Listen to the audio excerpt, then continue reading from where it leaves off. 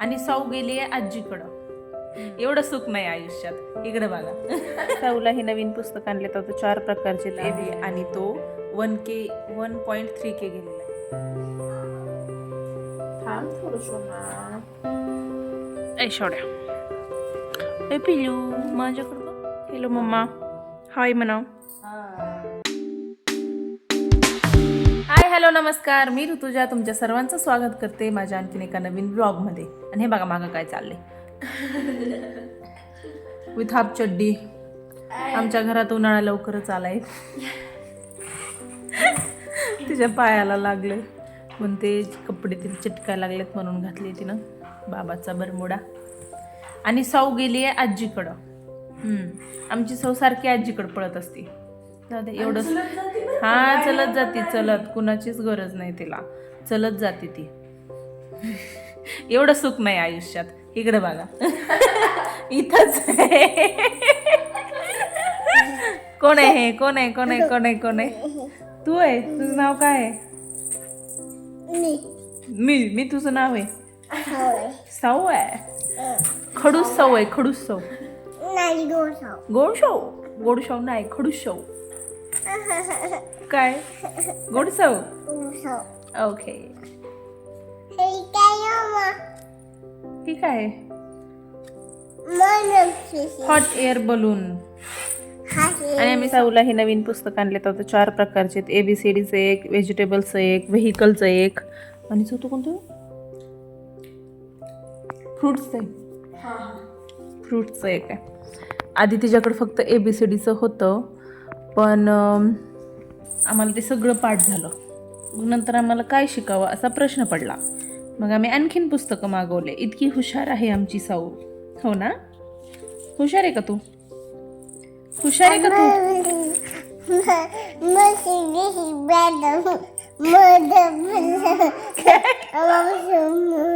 वाचून दाखवते. हुशार आहे म्हणलं ना साऊ. हुशार आहे मग वाचून दाखवते साऊ.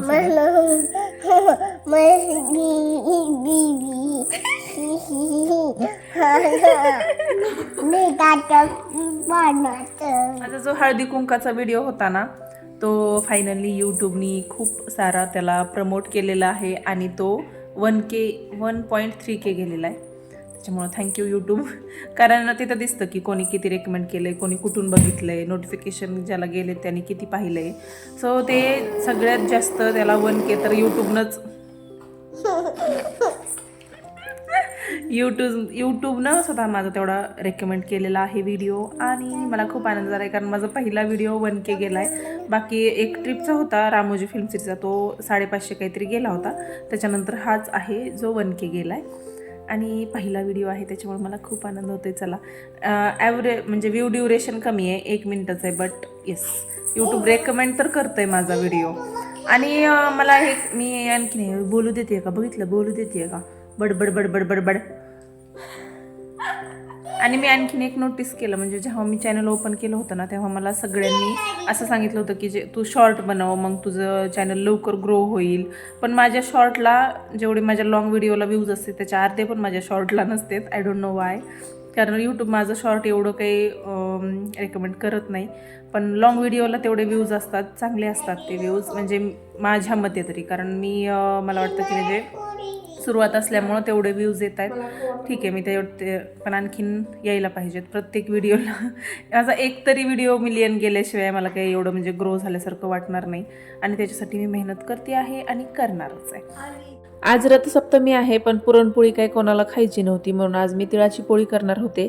कारण तिळाची पोळी पुरणपोळीपेक्षा जास्त खाल्ली जाते आमच्या घरी. त्याच्यासाठी मी गूळ थोडासा ओव्हनमध्ये गरम करून घेतला आणि तीळ मी भाजून ठेवले होते.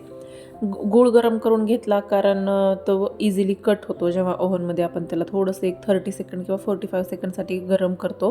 हे बघा. आणि जास्त गरम झाला तरी काही अडचण नाही. तो लगेच थंड झाला की तेवढा घट्ट होतो.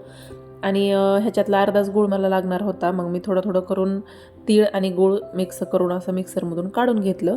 आणि जो काही राहिलेला गूळ आहे तो मी छोटे छोटे पीसेस करून त्याचे भरणीमध्ये भरून ठेवले. कारण आम्हाला तसंही जेवण झालं ना की गूळ खायला आवडतो आणि चांगला असतो. जेवण झाल्यास एक छोटासा गुळाचा पीस खाल्ला ना तुम्ही तर छान असतं. तुमचं जेवणही छान पचतं.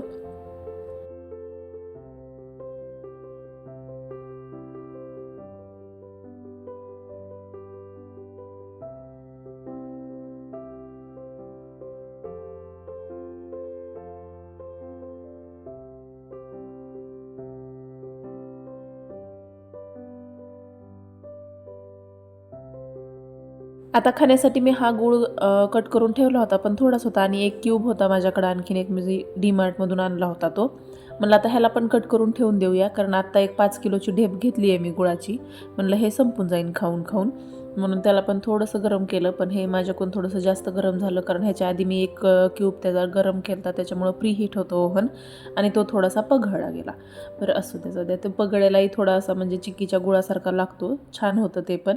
नंतर हा पण कट करून मी डब्यामध्ये भरून ठेवला.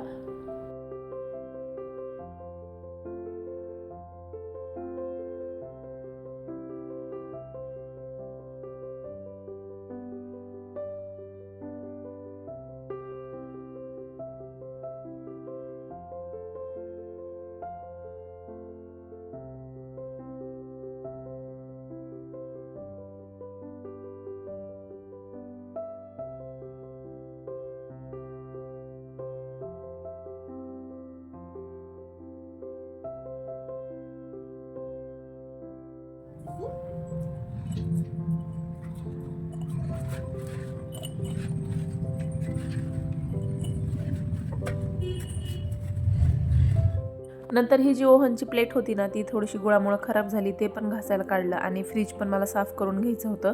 आता ज्या काही थोड्याशा चांगल्या चांगल्या भाज्या होत्या त्या मी काढून ठेवल्या आणि ज्या भाज्या खराब झाल्या होत्या त्या फेकून दिल्या आणि हे सगळे डब्बे धुवून घ्यायचे होते, कारण आज बाजार करायचा होता आणि सगळं भरायला मग स्वच्छ होतं सगळं. ह्याला पाणी सुटल्यासारखं होते मधून, मग ते पुसून घेणं पण एवढं काही व्यवस्थित वाटत नाही. त्याच्यामुळे मी सगळं घासायला घेतलं. बाकी भांड्याला मावशी असतात, पण ही सगळी भांडे असतात ना एक्स्ट्रावाले, ते आपल्यालाच घासावे लागतात मावशी असले तरी पण, म्हणून मी ते घासून घेतलं होतं.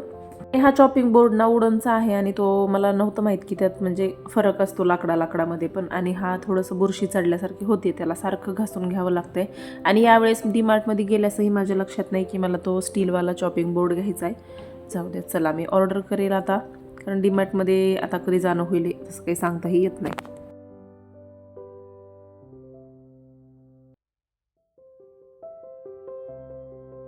आता फक्त हे बॉक्स आणि कप घासून घ्यायचे होते, पण परत मावशीचा फोन आला की त्या येणार नाहीत, म्हणून मी सगळे भांडेच घासून घेतले. हे बघा एवढी जाळी भरून भांडे होते सगळे. नंतर स्वयंपाकाला सुरुवात केली. आता मी तिळाच्या पोळ्या, दूध आणि भात आम्ही दोघं खात नाहीत, फक्त ह्या दोघांसाठीच थोडासा मसाला टाकायचा आणि कांदा, टोमॅटो, अद्रक लसूण पेस्ट, एवढंच असं सिंपल अशी खिचडी करणार होते. आणि आमच्यासाठी मी पालकाची भाजी केली होती, चपाती, पालकाची भाजी, तिळाची तेलची, तूप, दूध असं सगळं मेनू होता आजचा. आज रथसप्तमी आहे आणि माझ्याकडं रथ नाही आहे, म्हणून मी फक्त देवाची पूजा केली आणि देवाला नैवेद्य दाखवला.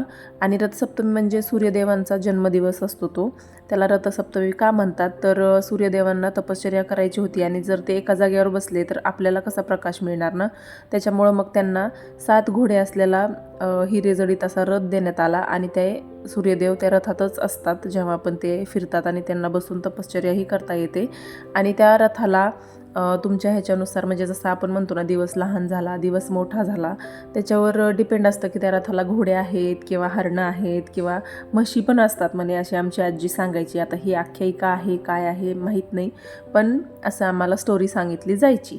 आता आम्ही जेव्हा पण आमच्या आजी आम्हाला सांगायची ना असं की असं असतं तसं असतं, हे करायचं नसतं, तेव्हा आम्ही तिला सारखं विचारायचो कशामुळं नसतं, कारण आपण लहान असतो, आपल्याला ते प्रश्न पडतच असतात. मग ती म्हणायची नाही असं विचारायचं नसतं, जे असतं ते असतं. मग आम्ही जेव्हा गप्पच नाही बसायचो की सारखं विचारायचो काय नाही आम्हाला सांग, कारण लहान असतो तेव्हा क्युरिओसिटी खूपच जास्त असते ह्या सगळ्या गोष्टींची. मग तिनं काहीतरी अशी स्टोरी बनवून सांगायची आम्हाला. खिचडीमध्ये कांदा आणि टोमॅटो भाजत होतं तोपर्यंत मी सगळं बाकी किचनवट्टा आवरून घेतला. आता अशी सवय सगळ्याच बायकांना असते की एक काम करताना बाकी 4 कामं आपले सुरू असतात. मल्टीटास्किंग हा बायकांचा गुणधर्मच आहे. आणि हो, आता मला बाई कोणी म्हणलं ना तरी पण मला राग येत नाही, कारण मी बाईच आहे. असं काही त्याच्यात मुलगीच म्हणावं किंवा काय म्हणावं असं काही नसतं. बाई असतो, माणूस असतो, असं खूप जणींना राग येतो असं बाई वगैरे म्हणल्यास. आणि माझी एक मैत्रीण म्हणलीही मला की तिची मम्मी मला भेटली हळदी कुंकाला आणि तिनं तिच्या मम्मीनं सांगितलं असेल तिला की ऋतुजा भेटली होती. मग ती म्हणली की ती बाई झाली आहे आता, हळदी कुंकू करायला लागली आहे. मग मला काही हे पटलं नाही. मग तिला मी म्हणलं मी 8 वर्षापूर्वीच बाई झाली आहे म्हणलं, मी तेव्हापासून हळदी कुंकू करते, मला काही अडचण नाही. आता बाईला बाई नाही म्हणणार तर काय पुरुष म्हणणार का मला सांगा तुम्ही. आता आता इथे स्वयंपाक करत होते आणि साऊ मला काहीतरी बोलत होती. आणि मला ना पुरणपोळीपेक्षा तिळाची पोळी जास्त जमते असं मला वाटतं, कारण ती फुटली तरी पण अशी थोडीशी कडक झालेली ती छान लागते. आणि पुरणपोळीला फारच तामझाम असतो आणि आता फार लवकर आली ना तर रथसप्तमी 10 दिवसातच, आणि कोणाला आवडत पण नाही जास्त आमच्या घरी. त्याच्यामुळं मी तिळाची पोळी करणार होते. तिळाची पोळी खूप आवडीनं खातात सगळे.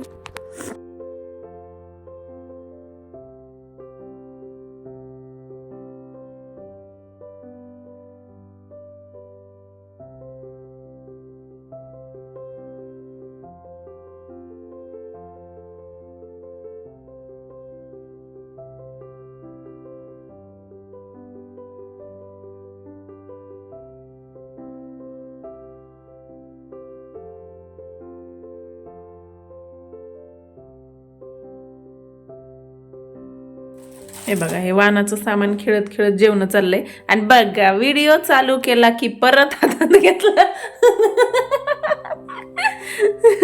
नाही, आज ही फटके खाती आज माझे. देऊ देऊ असे देऊ फता, अशा देऊ फता, मुद्दाम नाही. बघ ना. हे बघ कशाला उघडायचं ह्यात. भाऊ कॉक्रोच गेला होता. आगाऊपणा कसा करायचा, आगाऊपणा असं साऊसारखं करायचा. 2 दिवस झालं लागलंय. आज कुठं पाय फोल्ड करता आलाय. 3 दिवस झालं. 4था दिवस आहे का? इतकी डिटेलिंग द्यायची गरज नसते बाय द वे. चालत असतं, पण आम्हाला सगळीकडे खरंच बोलायचंय. राजा हरिश्चंद्र. खा. काय खातीयस? खिचडी आणि लिंबाचं लोणचं. आणि आधी काय खाल्लंस? तेलची आणि दूध. देवाला निवद दाखवायच्या आधी माझ्या दोन्ही देव्या जेवलेल्या आहेत. मी स्वयंपाक करत होते तोपर्यंत साऊ आणि सानूला भूक लागली होती, म्हणून मी त्यांना जेवायला दिलं. माझं असं काही नसतं की लेकरांच्या आधी देवाला द्यावं वगैरे काय. माझ्यासाठी माझी लेकरच देव येतं. आणि नंतर देवाला नैवेद्य दाखवला. एका ठिकाणी हळदी कुंकू घेऊन आले, कारण आज रथसप्तमी आहे आणि आता हळदी कुंकू संपलं. एवढा शेवटचा दिवस होता. आणि सानू गेली तिला चप्पल आणायला. तिला जेव्हा ट्रिपला जाताना चप्पल घेतली होती, ती चप्पल तिची ट्रिपमध्ये हरवली आहे आणि आज ती चप्पल आणायला गेली, कारण उद्या 26 जानेवारी आहे. त्याच्यामुळे चांगला सँडलच नाही तिला घालायला, म्हणून ती सँडल आणेल. आणि बघ सावडू पण आलं तर माझ्यासोबत हळदी कुंकाला. आहे ना पिलू? हळदी कुंकाला आलती तू. बघा, स्वेटर अंगापेक्षा भोंगा मोठा. पण थोडंसं वाढतं आणण्यामुळे मी हे आणलं होतं तिला ट्रेंडमधून. दिदू कुठे गेली दिदू?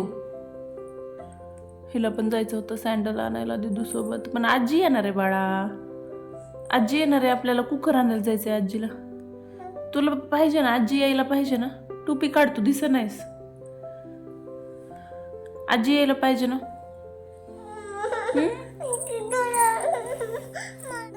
दिदू सँडल आणायला गेली, तुला सँडल पाहिजे?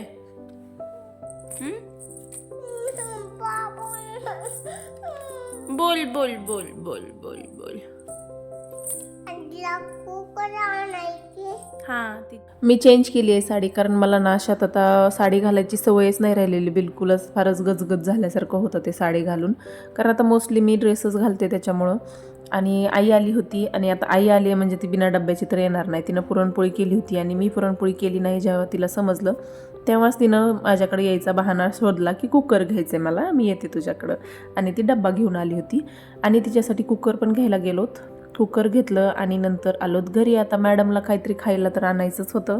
नंतर हे तर ती खाती आहे पेस्ट्री, अशी काहीतरी नवीन दिसलं मला तिथं म्हणून मी घेऊन आले होते.